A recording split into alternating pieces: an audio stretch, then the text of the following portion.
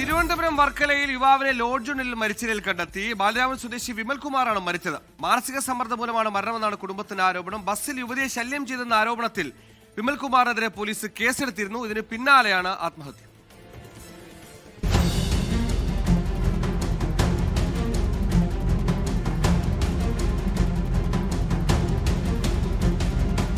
ഇന്ന് വൈകിട്ടോടെയാണ് വർക്കല റെയിൽവേ സ്റ്റേഷന് സമീപത്തെ AR ലോഡ്ജിലെ മുറിയിൽ യുവാവിനെ മരിച്ച നിലയിൽ കണ്ടെത്തിയത്. ബാലരാമപുരം സ്വദേശി വിമൽകുമാറാണ് മരിച്ചത്. ഇക്കഴിഞ്ഞ 28-ന് ലോഡ്ജിൽ റൂമെടുത്ത വിമൽ 4 ദിവസത്തിനുള്ളിൽ റൂം ഒഴിയുമെന്ന് ജീവനക്കാരോട് അറിയിച്ചിരുന്നു. എന്നാൽ 4 ദിവസം കഴിഞ്ഞിട്ടും പുറത്ത് കാണാതായതോടെ ജീവനക്കാരെത്തി വിളിച്ചെങ്കിലും റൂം തുറന്നില്ല. തുടർന്ന് പോലീസ് എത്തി നടത്തിയ പരിശോധനയിലാണ് വിമലിനെ മരിച്ച നിലയിൽ കണ്ടെത്തിയത്. ഫെബ്രുവരി 11-ന് ആറ്റിങ്ങലിൽ നിന്നും ബാലരാമപുരത്തേക്ക് ബസ് യാത്ര നടത്തുന്നതിനിടെ വിമൽ ശല്യം ചെയ്തു എന്നാരോപിച്ച് അഭിഭാഷകയായ ഒരു യുവതി മംഗലാപുരം പോലീസിൽ പരാതി നൽകിയിരുന്നു. പരാതിക്കാരൻ നൽകിയ വിമലിന്റെ ഫോട്ടോ സമൂഹമാധ്യമങ്ങളിൽ പ്രചരിച്ചത് മുതൽ വിമൽ മാനസിക സമ്മർദ്ദത്തിലായിരുന്നുവെന്ന് കുടുംബം ആരോപിക്കുന്നു.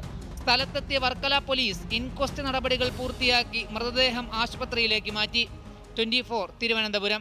ലോകത്തെവിടെയായാലും ഏത് സമയത്തും 24 വാർത്തകളും ഓഗ്മെന്റഡ് റിയാലിറ്റി പാക്കേജുകളും എക്സ്പ്ലെയിനറുകളും വിശദമായി കാണാൻ ഞങ്ങളുടെ യൂട്യൂബ് ചാനൽ നിങ്ങൾക്ക് സബ്സ്ക്രൈബ് ചെയ്യാം.